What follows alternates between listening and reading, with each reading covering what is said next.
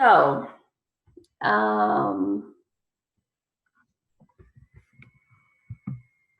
okay, so what we've got on the table today is we're going to be understanding your why in writing, and that's very important to understand why you want to write, why you are writing, because a lot of times that will help you come back to your center, help you get through whatever it is you're working on if you understand why you're writing. We're going to identify some truths about your fears in writing, and then we're going to learn some strategies for harnessing that fear and using it as a tool. And then I'm going to leave some time for questions and comments on whatever it is that you may have. Okay, so you probably already know this, but for those who those who registered and didn't, about me, I worked in corporate America for 12 years doing accounting. I was laid off in 2008, and then I had an opportunity to switch my career into teaching. It came about out of the blue, wasn't planning on it, but it was an opportunity, and my severance package was running out, so I needed to. The opportunity came up, so I took it. So now I am an assistant professor for an online university, and we primarily serve the military. And I love that the majority of my students are military. And I teach accounting and business. I've written 3 books, 2 under my own publishing company.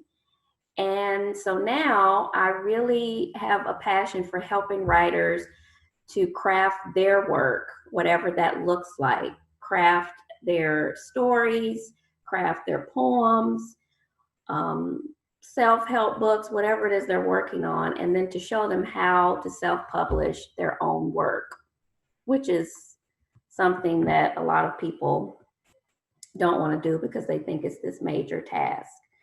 But after talking to a lot of writers and just asking questions, I realized that the number one thing that holds people back from actually starting a project or getting through a writing project is fear.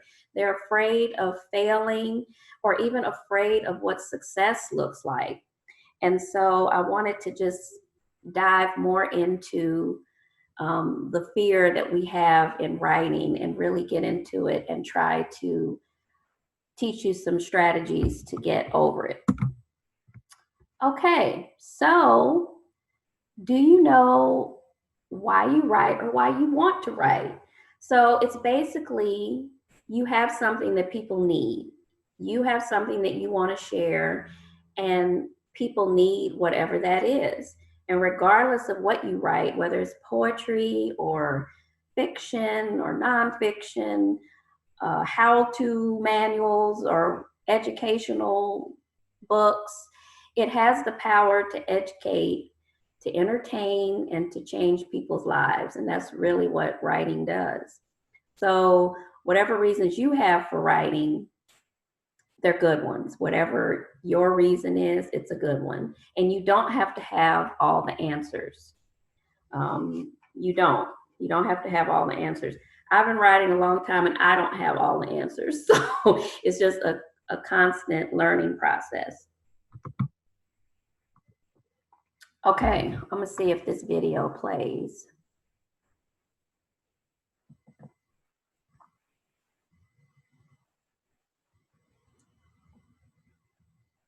Maybe. Everybody in the world. Can you hear it? Uses words. Uses how are you, fine, thank you. Verbs, adverbs, adjectives, nouns, pronouns. The writer has to take these most known things and put them together in such a way that a reader says, I never thought of it that way before. It's a challenge. And I know many writers, and I'm one, who says, Lord, are you sure you wanted me to do this? When Cage Bird came out in '69, she had no idea how popular and beloved she would become. all around the world.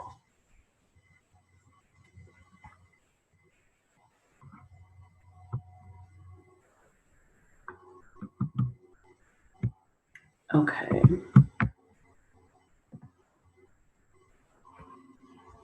Okay, so I just wanted to show that video because Maya Angelou talked all the time about how her anxieties and her fears about writing.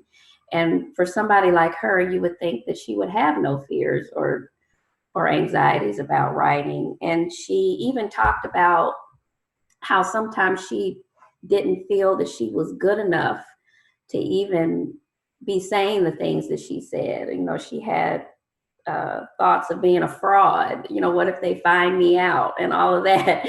And so if she can have those types of fears and wonder, you know, should I really be doing this or whatever, then we have those fears as well. So it's natural and it's normal. Okay, so what is your why? So I want you to take just a couple of minutes and kind of think about what your why is. Why, you know, why you want to write, why it's important to you. You know, it doesn't have to be eloquent or, you know, we're going to come back to this at the end, but just think about what your why is. Just take a couple of minutes.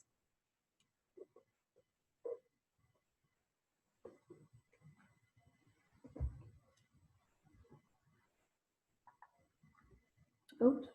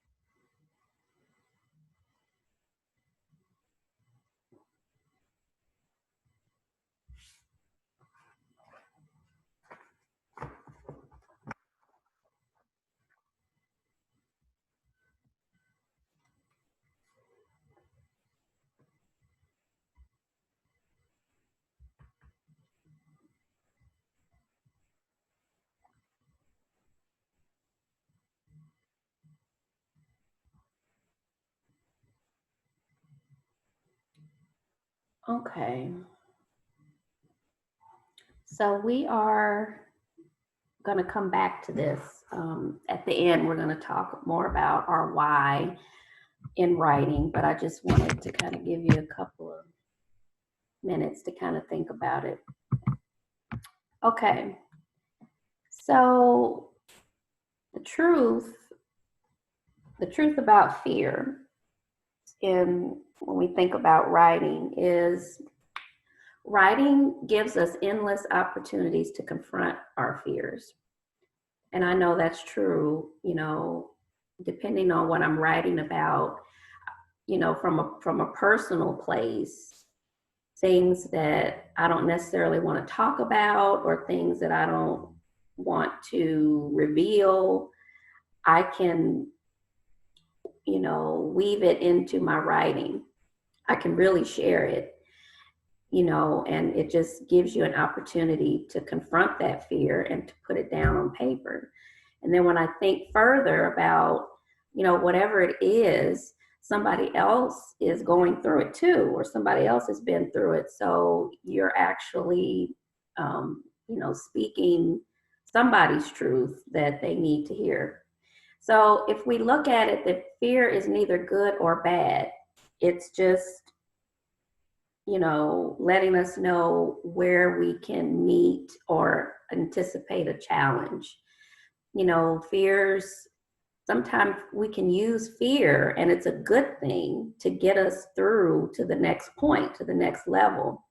So fear only becomes a problem when we do or don't do something to try to avoid feeling it. If we know we're afraid of something and we just do everything to avoid it, then that's when it becomes a problem. So an example is like before my first book was published, I had actually finished the manuscript and I had it forever. It just sat there on my desk and I was so afraid to put it out in the world. I was so afraid to send it to a publishing company, so afraid for anybody to read it because I was afraid of failing, or what if they don't like it? What if they don't accept it? And I never would have known if I didn't submit it. So sometimes we allow the fear of what could happen, or may not necessarily happen, hold us back from doing whatever it is. So what we have to do is learn how to consciously work with fear. And what I mean by that is sometimes we have to talk to our fear. Just actually talk to it and say, you know what, I got to do this no matter what it feels like or how afraid I am. I have to do it. Okay, so subtle signs of fear. Fear can easily be identified in certain situations. We know when we're afraid. We might be afraid of something that's going on that's just very obvious, but sometimes fear can be subtle and hard to discern, hard to figure out. Sometimes we are afraid to do something, but we're calling it something else. And it can just be subtle in that way.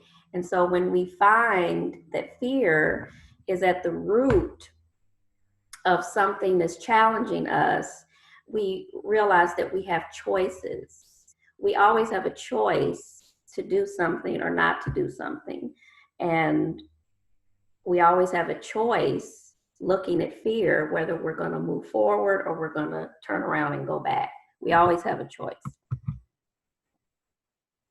So don't put your fears in charge. We all have negative thoughts that creep in, but the thing is that fear is a feeling, and feelings are not facts. Fear is just a feeling, but our feelings are not facts. And so look at it as it's just an opportunity to use what we're afraid of in order to break through to the next level. Fear is just a feeling. It's something that's telling us that, we can't do something or whatever, that there's limits, and it's really not. So always remember that fear is a feeling and feelings are not facts. They're just not. And we allow that to limit us a lot of the time. So one thing that has worked for me is I focus on the process instead of the result.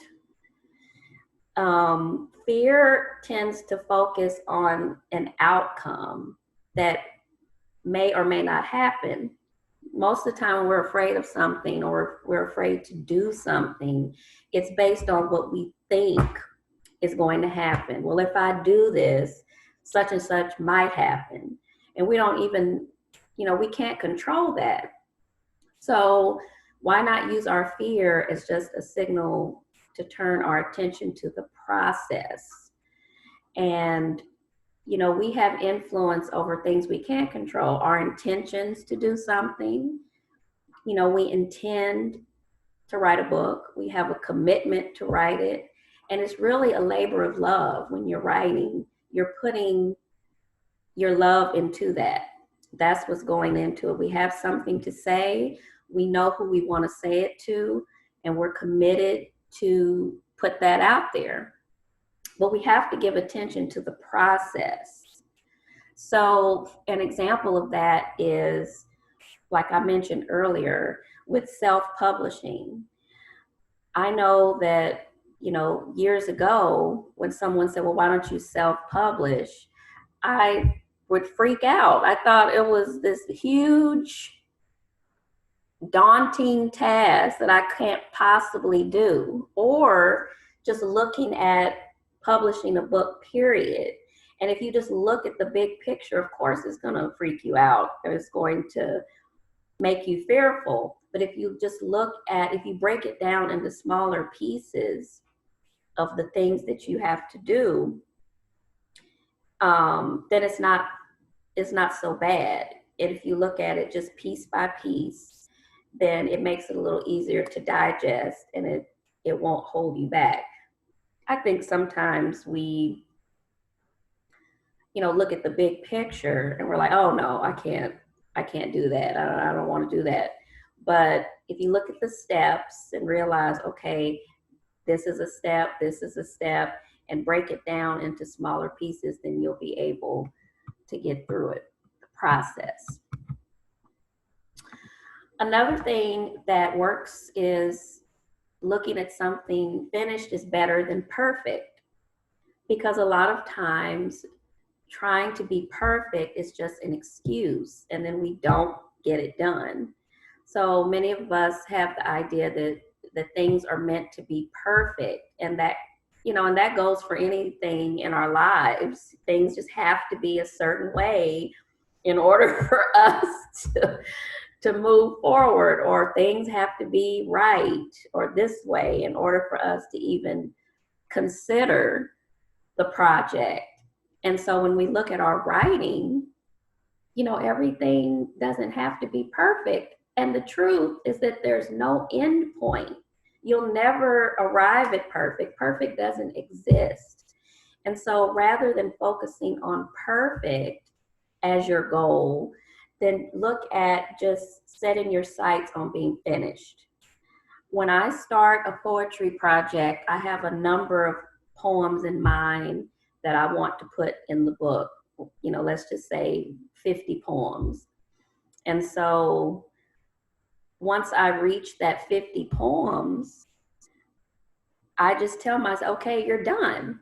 You're done. Don't quit trying to think about, oh, let me put a few more in, or let me spend a few more months working on this, or, it's just an excuse to not be done. If that's the goal that I set, when I'm finished, and that's it. Then I can just go back and edit those 50 instead of trying to make it perfect, because it's not going to exist. Okay. Don't make things harder than they need to be. Don't we do that all the time? We always make things harder than they have to be. So if you approach your writing life from a place of fear, then you're likely to expect that being a writer is really hard. If you approach it from a place of fear, you're going to think that everything that you do pertaining to your writing is going to be hard, whether it's writing the book, publishing the book, telling people about the book. Everything is going to be difficult. So take a step back and consider whether or not fear really exists. Do you really need to be afraid of writing the book, of publishing the book, of putting it out there, telling people that you wrote a book?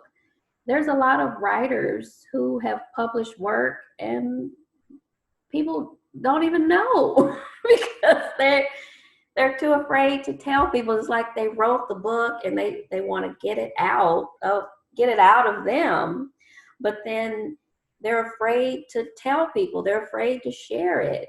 I worked with somebody who, he and I both were authors, and he wasn't on social media. He didn't want to. And I'm like, well, how are you telling people about your book? And he said, well, he just didn't know. And when he went places and like events or something and met people, he might share it or not. I'm like, so you just have books sitting there and you're not, who knows? So he didn't have social media.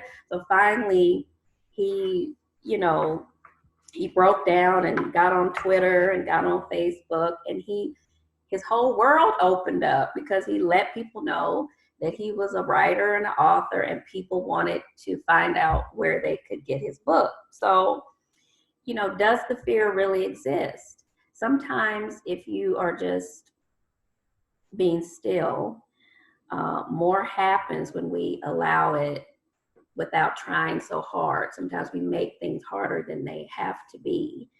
And we really don't have to. We're making things just hard on ourselves, and it's really not. Okay, so what do you fear most when you think about your writing life? Whether it's, that you have this inside of you that you want to get out, but what is holding you back, or what are you afraid of? What do you think might happen? Or what do you fear? Just take a minute and just think about that, because we're going to come back to that as well. Just think about, what do you fear most? Do you fear what people might say, people might think? Do you think that you'll be discouraged from doing it? Do you think it'll take time away from other things? What are just some basic thoughts when you think about, okay, I'm going to write this book, but then what are some things that come up for you?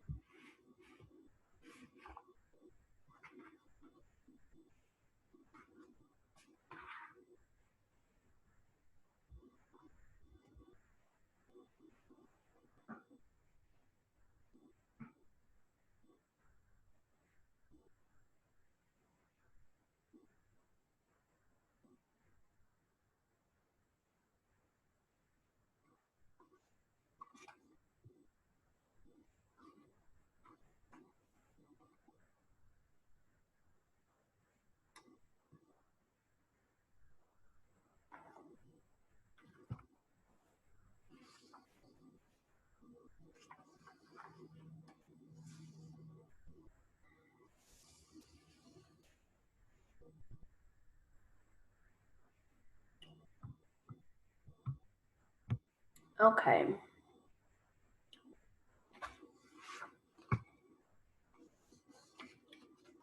So another strategy to think about is to keep focused. Keep your eyes on the prize, so to say. If you have something to focus on more than your fear, then you're less likely to focus on that fear. You're going to focus on what your goal is. So to do that, we're going to clearly articulate for ourselves 4 things. The first one is why you have the desire to write. So clearly define what that means for you. Why do you want to write this book? Why do you want to write it? What is the purpose? What is nagging at you? Even if you try to leave it alone and say, well, okay, well, that's not a thought for real, but it just keeps on coming back to you. Why you have the desire to write. The next thing is, why do you want it out in the world? Why do you want it out there? There are some writers who write books just to have a legacy for their children or their family or whatever. They don't necessarily want to put it out in the world. But for most of us, when we write a book, we want to put it out there. There's a particular reason. There's something that we want to share. People write biographies because they want to share their story, because they know that people can connect with it, or something like that. So why do you want people to read it? what is going to motivate you to stay with it? So once you've decided, why you want to write and what you're going to write and the reason why you want to get it out in the world, what's going to motivate you to stick with it? Are you going to start and then, a couple of months later, you're like, you know what, I can't, or whatever, and you put it on the shelf, and then it's a year goes by, and then you might be cleaning up one day and see it, or or somebody asks you, you might have mentioned it to somebody a year ago that you were going to write this book, and they may mention it. So what's going to motivate you to stay with it? Do you have a good support system, where people are going to hold you accountable, check up on you and ask you about it? Or, how are you going to keep yourself in the game, so to speak? And then what do you want the result to be? After you write this book, after you put it out in the world, after you've worked hard, what do you want to happen? Are you going to, do you want to create other things from this book? Do you want to take this book and create speaking engagements from it, or maybe a workshop from it that you can share with a certain group of people? Or do you want to be a full-time writer? Or do you, what do you want? What does that look like? Are you going to keep writing more books? So figure out, what do I want to happen after I get this book done, after I get this book out? What's going to happen to my life? Is it going to change drastically? And that really depends on you, what you want the result to be. Okay, so here's a conversation between you and fear. Fear exists to keep us safe. And what I mean by that is that fear exists to keep us comfortable. Think about when you are anxious, when you have anxiety or fearful to do something. You don't do it because it keeps you comfortable. You're safe. You're in your box. You don't have to do anything different. You don't have to change. Fear is there to keep you safe. So if you say, why can't I finish this book? And then fear says, because if you say you're finished, then it might be bad. And if you never finish it and you never send it out, then you won't know. And you're okay now. You're fine. You're safe. You're comfortable. You won't have to know if people don't like it or not. And then you say, well, what's wrong with finding out if it's bad? And then fear says, well, you'll be a terrible writer. You'll just be bad. And then you say, well, says who? According to whom? The people who read it, the publications that reject it if you send your work. And you say, well, wouldn't it be better to finish and get feedback, even if it is bad, or people can let me know what improvements I can make. I can do more to improve my writing, or take classes or a webinar or whatever, if I'm one step closer to getting to the goal. Maybe I can take that and get the learning, the training that I need, and then make it better. So if you look, this goes back to when I mentioned having a conversation with fear. You have to realize that, fear is just a feeling. It wants to keep you comfortable. And so if you challenge fear and say, listen, but what if I do this? Okay, well, yeah, it might not be the best, but what if I keep going and do better? Actually, when I look at my first book, it could have been a lot better. I wrote that book. It's a combination of things that I wrote in high school and college, and but I can clearly see my growth from my first book to my second book to my third book. I can clearly see the growth. And that's because between that time, I've been able to surround myself with other writers. I've taken classes.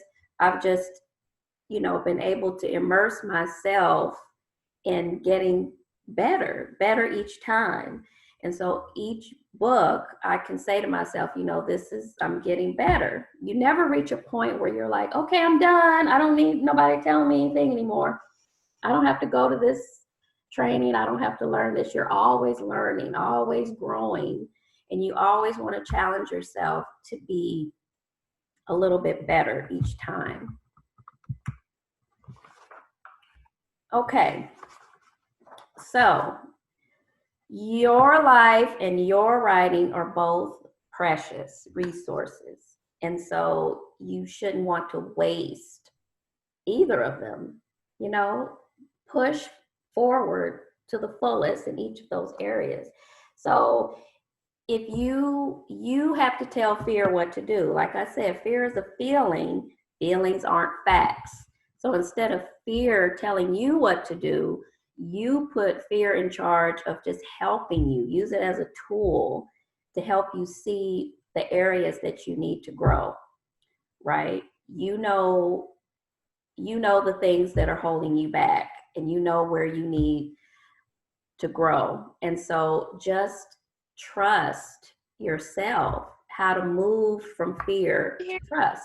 So when you walk through the door, you have a chance to get your greatest potential. You'll see yourself growing, and don't be afraid to talk to fear and tell it what to do.